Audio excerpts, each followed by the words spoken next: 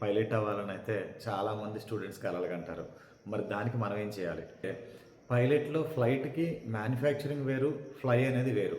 ఎవరైతే pilot అవ్వాలనుకుంటారో, pilot అవ్వాలనుకునే వారికి ఉండేటువంటి కోర్స్‌ని బీఎస్సీ ఏవియేషన్ అంటారు.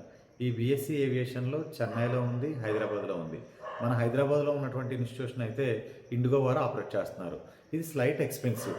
అయినప్పటికీ కూడా వీటికి at the time of fly practical జరిగేటప్పుడు బ్యాంక్ సపోర్ట్స్ ఉంటాయి. Let's come to manufacturing. Manufacturing వచ్చేసరికి ఫ్లైట్ మ్యానుఫ్యాక్చరింగ్లో 3 రకాలైనటువంటి మెయిన్ కోర్సెస్ ఉంటాయి. మొదటిది వచ్చేసరికి ఏరోనాటికల్ ఇంజనీరింగ్. ఏరోనాటికల్ ఇంజనీరింగ్లో ఈ ఫ్లైట్ ఏ విధంగా మూవ్ అవ్వాలి అనే దాని మీద, ఎర్త్ నుంచి కొంత స్పేస్లో ఎలా ఫ్లైట్ మూవ్ అవ్వాలి అనే దాని మీద ఏరోనాటికల్ ఇంజనీరింగ్ ఉంటుంది. Next aerospace engineering. ఏరోస్పేస్ ఇంజనీరింగ్లో దట్ ఈస్ ఏ ఎర్త్ నుంచి దూరంగా వెళ్ళడానికి అవసరమైనటువంటి ఇంజనీరింగ్ అంతా కూడా ఏరోస్పేస్ ఇంజనీరింగ్ అని చెప్పేసి పిలుస్తారు.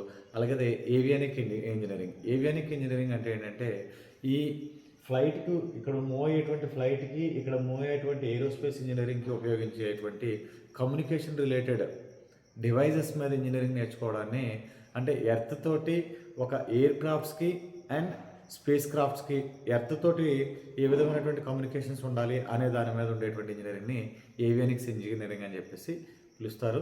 ఇది చాలా వండర్ఫుల్ కోర్సెస్. ఇది ఖచ్చితంగా వీటికి ఎప్పుడూ కూడా లైఫ్ ఉంటుంది.